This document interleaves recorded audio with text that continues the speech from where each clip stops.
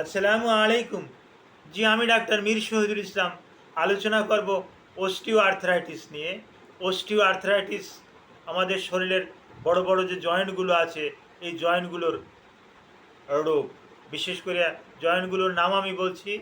আমাদের বোথ সাইডে দুটো হিপ জয়েন্ট থাকে, হিপ জয়েন্ট। তারপর আসে হাঁটু, যেটাকে আমরা নি জয়েন্ট বলি।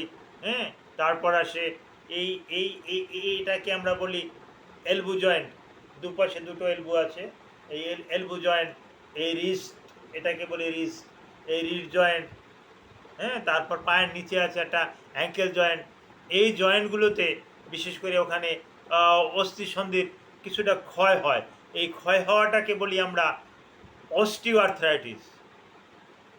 এটা 40 ঊর্ধ্ব বয়সে সাধারণত দেখা যায়। 40-50 বয়সে এটা শুরু হয়ে যায়, তারপরের এটা বাড়তেই থাকে। আর একটা জিনিস আমাদের মাথায় রাখতে হবে, একটা সময় আমরা যখন স্কুলে যখন স্টাডি করতাম, শিক্ষকরা যখন জিজ্ঞাসা করতো বলো তো গড় আয়ু কত, তখন বলতাম যে স্যার 52,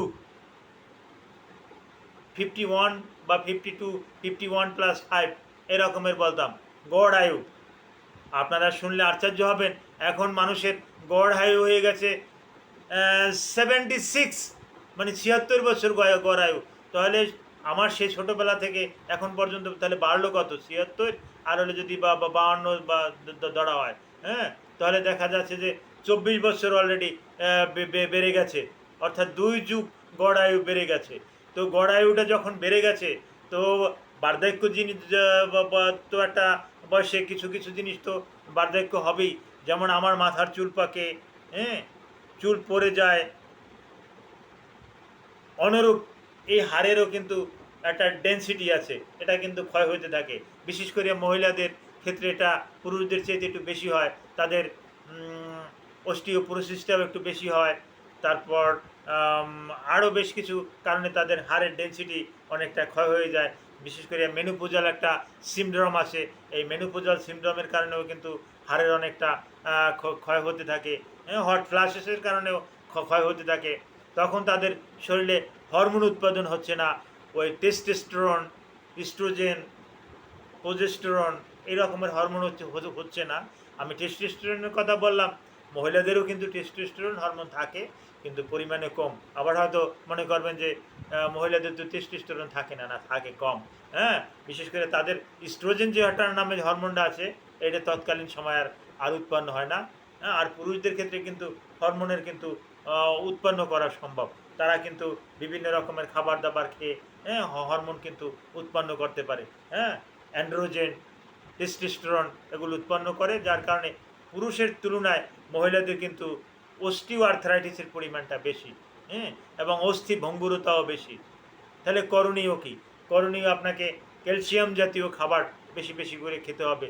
যে সমস্ত খাবার খেলে আপনার হাড় ভালো থাকে, সবুজ শাকসবজি বেশি বেশি করে খেতে হবে, বিভিন্ন রকমের ফল খেতে হবে। আপনার ভিটামিন ডি জাতীয় খাবার বেশি বেশি করে খেতে হবে। আপনার ভিটামিন ডি সূর্যের আলো থেকে আপনাকে কনজিউম করতে হবে। সূর্যের আলো কিন্তু ভিটামিন ডি আমাদেরকে দিয়ে থাকে, সৃষ্টিকর্তা প্রদত্ত, কিন্তু এটা আমাদের কিন্তু এক্সপোজ করতে হবে। আমরা যদি 10 থেকে 15 মিনিট সূর্যের আলোতে থাকি, তাহলে কিন্তু আমরা এই কোলিক্যালসিফেরলটা কিন্তু এক্সপোজ করতে পারি। আর এটা এক্সপোজ করতে পারলে আমাদের অস্থিগুলো কিন্তু ভালো ভালো থাকে। আর যেটা বলছিলাম, একটা বয়সের তারতম্য অনুসারে এই আমাদের দাঁত, এই দাঁতগুলো ভেঙে যাবে, দাঁত বুড়ো হয়ে যাবে, শরীরের হাড়গুলো পড়ে যাবে, হাড়গুলো বেঁকে যাবে, হাড়গুলো ভেঙে যাবে, হাড়গুলো দুর্বল হয়ে যাবে। এটাই অস্টিওপোরোসিস।